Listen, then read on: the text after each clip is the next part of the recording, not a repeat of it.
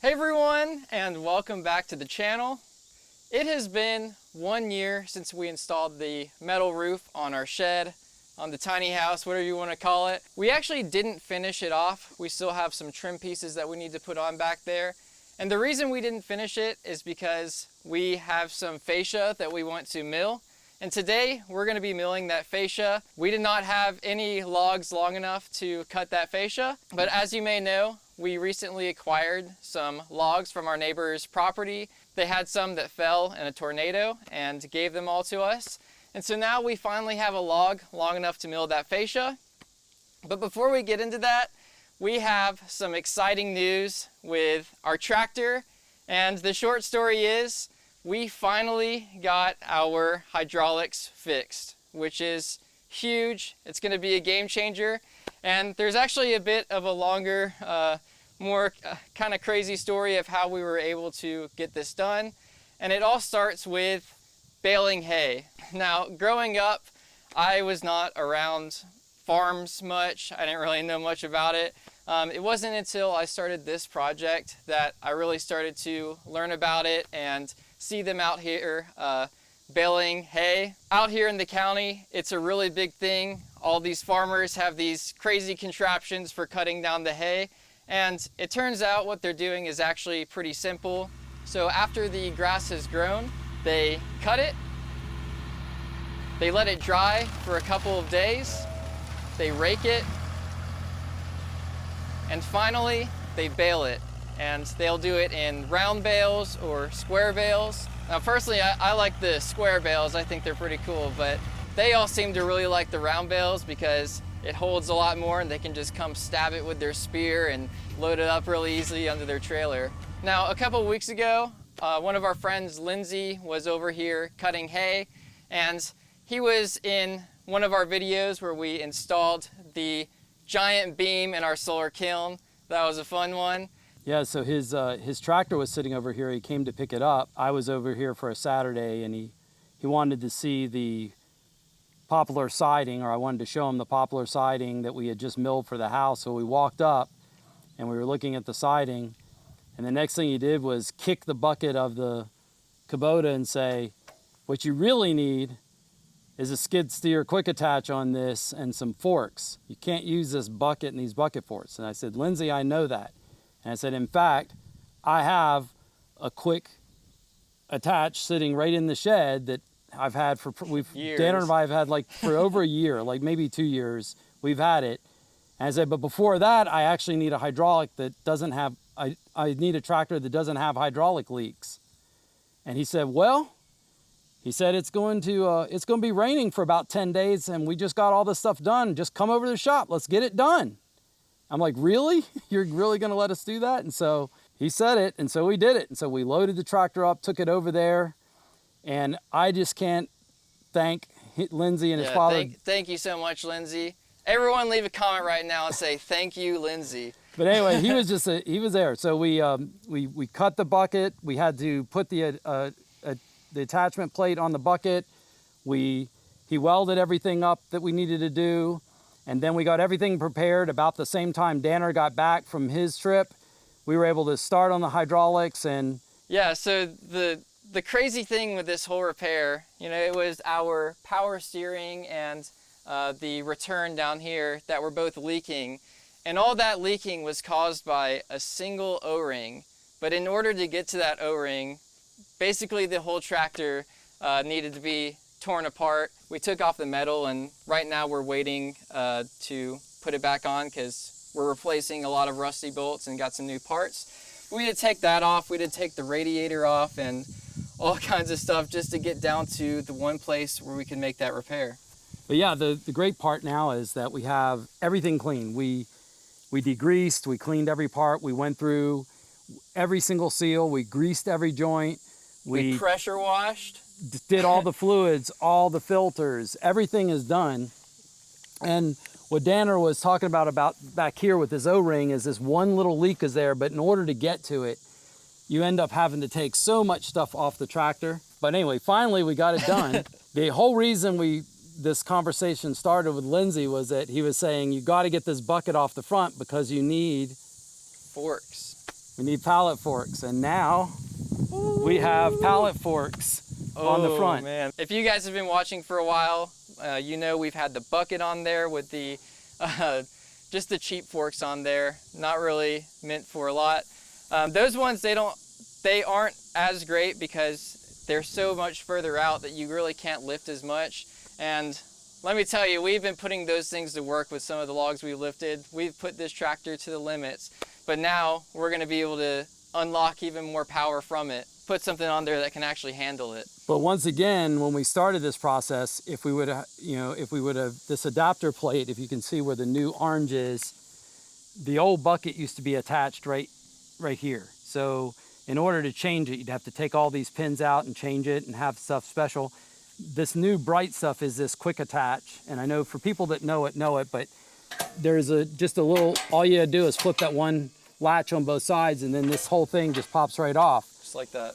And then what we had to do on our bucket, let's go over here and back to the hay story. You see our little Harbor Freight tent here. One of the problems is these storms come out of nowhere this time of year, and the saying, make hay while the sun shines, really applies. But if you can see over here, this plate is the quick attach plate. So that thing goes up under the edge here. These were on there. These actually had to be cut off, and that plate had to be welded on. And fun story, it was an Amazon, the day that this all started, I went on Amazon in terms of the plate, and it happened to be on Amazon Prime for 84 bucks. So we even got a good deal.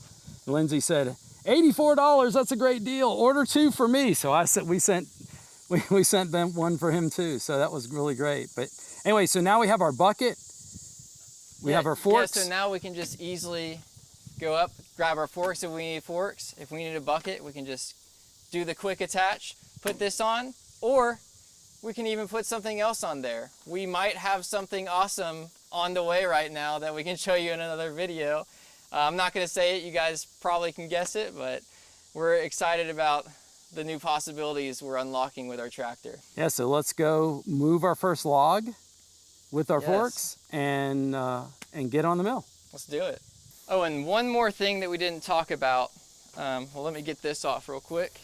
This is our counterweight. It's really hot too. Lindsay, he has all kinds of tractors and he just has a boneyard of stuff. And he gave us this. It's a carry-all. And so what this is a place for you to put things. So you can put a bunch of wood on it and then kind of customize it, make it your own. We looked these up and there are countless YouTube videos of people customizing these and making them their own. Maybe adding places to put chainsaws or some pipes like this to put some tools. Throw your chains on there. Whatever you're bringing out for the day, you can just throw it on there. We definitely want to customize this one and put together a toolkit so that when we're out there cutting down trees and cleaning stuff up, we have a place to put things. Thanks again, Lindsay, for this. We tried to pay Lindsay, but he wouldn't. He wanted to give it to us. He said, he wasn't getting any use out of it, and so we're going to bring it back to life. We don't know if we're going to paint it bright Kubota orange or kind of leave this rustic patina look. It's got you can still barely see the outline of the old logo. It was a Fred Kane equipment, which, I've seen it on a lot of auction sites and other stuff, but essentially we now need to get that outfitted and ready to go. Danner, get on there and start it. Yeah, let's go move a log. Man, this is like the first time I'm really gonna get to drive this. You guys don't even understand. Like every time we've gotten on this in the past couple of years, it's just kind of this slight panic because you don't want to turn the wheels because it just starts gushing out hydraulic fluid. So it's gonna feel nice to actually get to use this finally the way it was intended. So and the way you used to be able to do it for the longest time.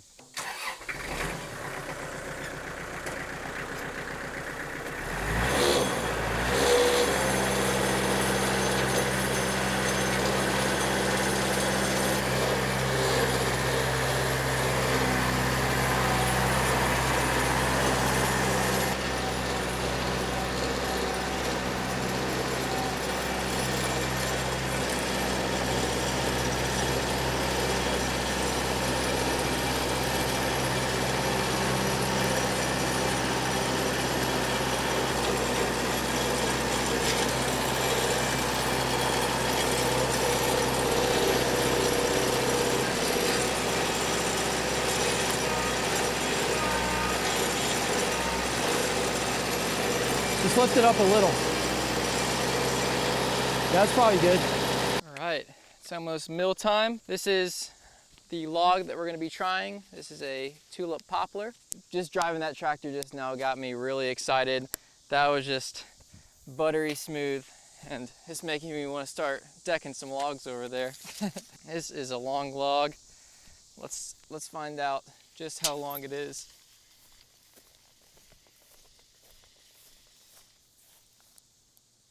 Oh, I guess this thing's only 25 feet, huh? This log maxes out my tape measure. 25 to right here. So basically, I guess if we just cut it. Yeah, so this chainsaw is another project. Chainsaws are another thing that is just really new to me since we started this project. And this is actually one that Dad has had for many years, right? This is still 025. Let's see if we can get it going.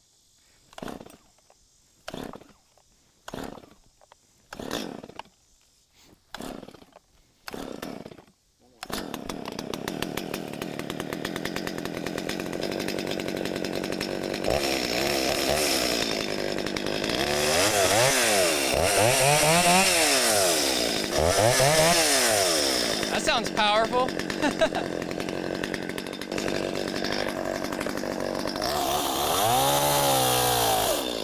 There.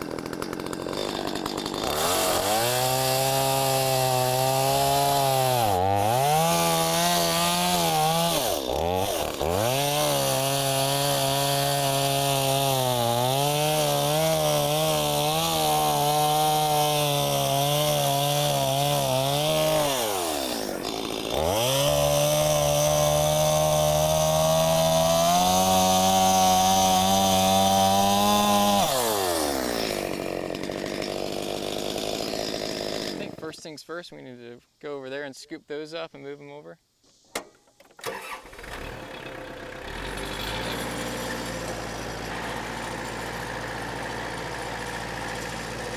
It's like a little obstacle course.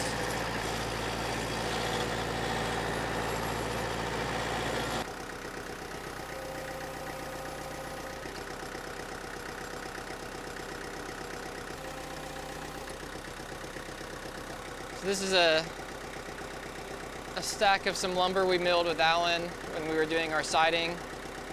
Sometimes we'll store some stuff on the mill because it's nice and flat.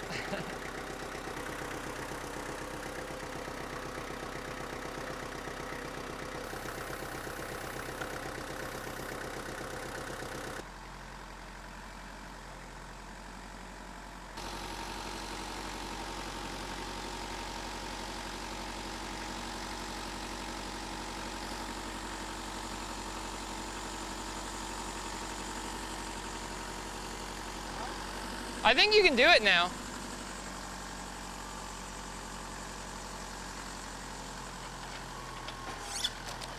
Oh.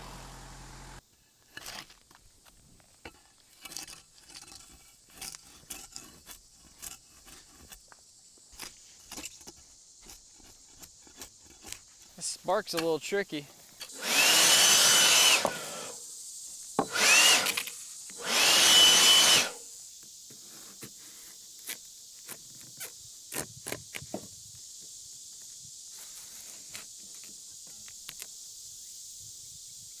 Very important watermelon brake.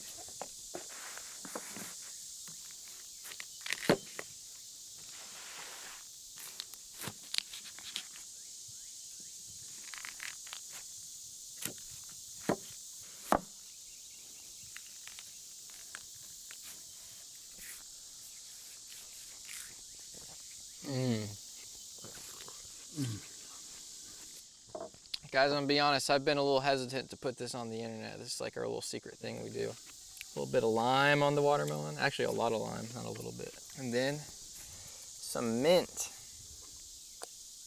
Sounds really odd, but that's good. Mint, watermelon, lime. It just tastes like summer.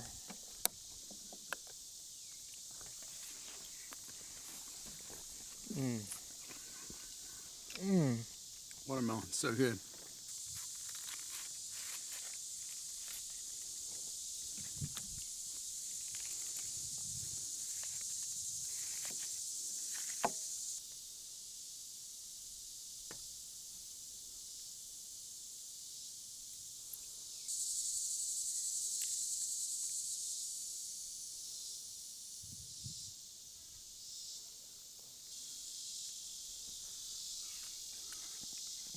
You love that watermelon, Tanner? I know I got mint all over me. It's okay. My teeth and stuff, you got it all in your teeth. Isn't it great? Don't look at me, I'm trying to enjoy my watermelon.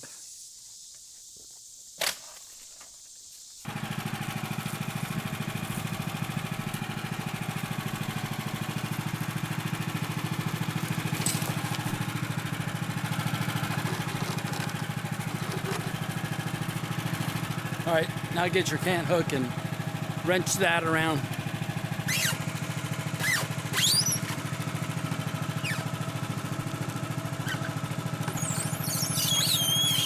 All right.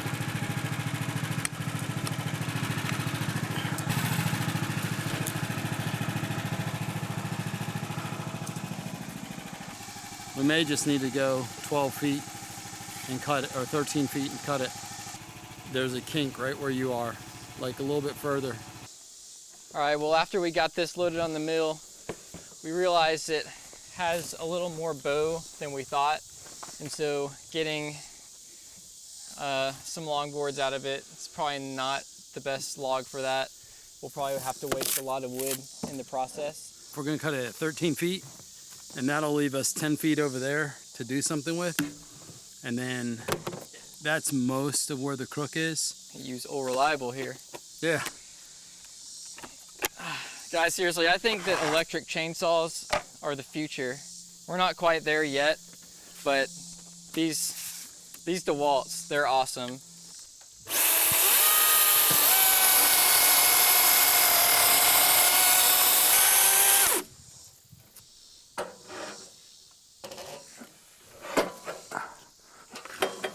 All right.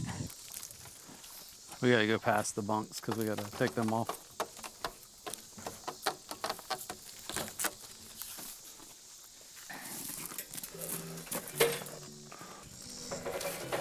Around there. All right, we got this poplar ready to go. Let's mill it.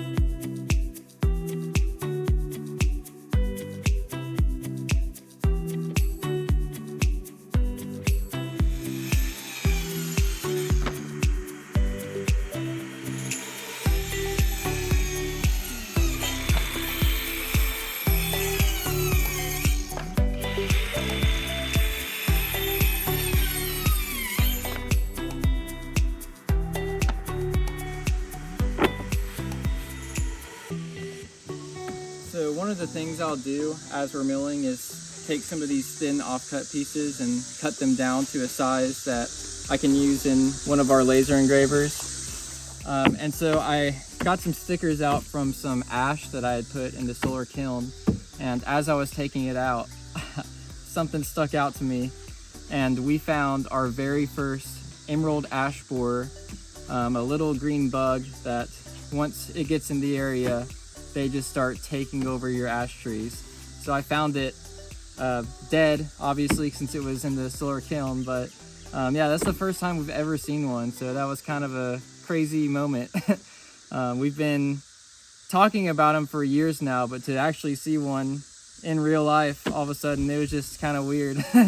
Well, even though we didn't get boards as long as we wanted, these were still surprisingly good boards. We were kind of expecting it to be a little buggy based on the looks of it. There's a couple bug holes, but honestly it's really good compared to what we've seen. Beautiful boards too. It'll be good for staining.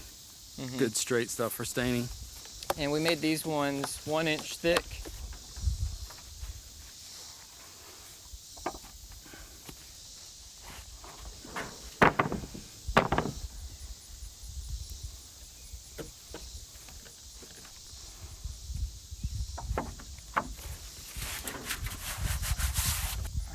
Man, I love those forks.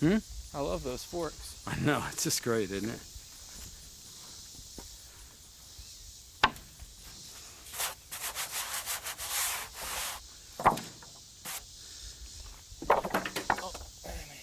All right, well, it is amazing having our tractor back. Even just little things like that, offloading the wood that we mill onto the forks and then moving it over. Stuff like that takes a long time every time you have to move a pile of wood. And we're about to be doing a lot more of that. Every time we load some stuff into the kiln, we want to build some custom pallets that we can load our lumber onto and then go in and out of the mill.